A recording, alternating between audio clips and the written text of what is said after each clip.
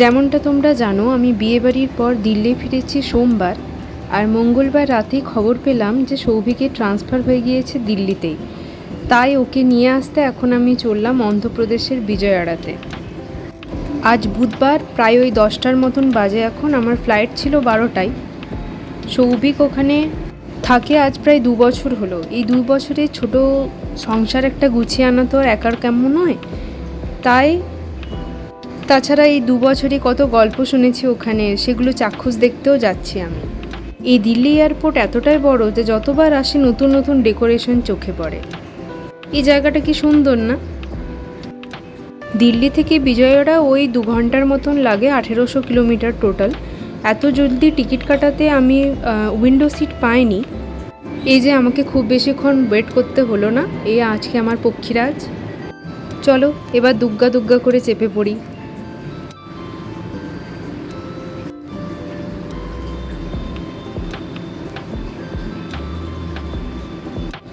এই আমি এখানে নেমেও গিয়েছি। বাপরে, এখানে কি গরম! এই মার্চ মাসে এত গরম।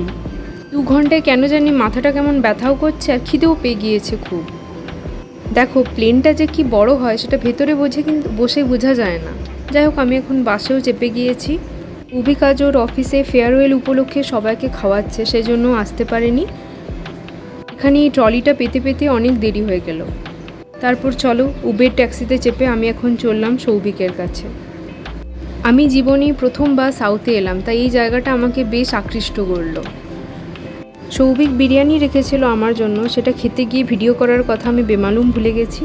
তো খেলাম প্রায় 3:30টার। প্ল্যান হলো 6টার ধুরন্ধর মুভি দেখতে যাব। তো এখন যে মুভি চলছে, এই যে সৌভিক আমার পাশেই বসে। অনেক খুঁজেও একটু চা বা কফি পাওয়া গেল না বলে একটু মনটা খারাপ লাগলো আর কি। এখন প্রায় রাত 10:30 বাজে। দুর্দান্ত একটা সিনেমা ছিল। রাতে তেমন অনেকগুলো দোকান খোলা ছিল না, তাই যেটা খোলা ছিল সেখান থেকে আমরা স্পঞ্জি ধোসা খেয়ে বাড়ি ফিরলাম। পর্যন্ত যদি ভিডিওগুলো তোমাদের ভালো লাগে একটা লাইক করে দেবে। আজ এই পর্যন্তই, আবার দেখা হবে পরের কোনো নতুন গল্প নিয়ে।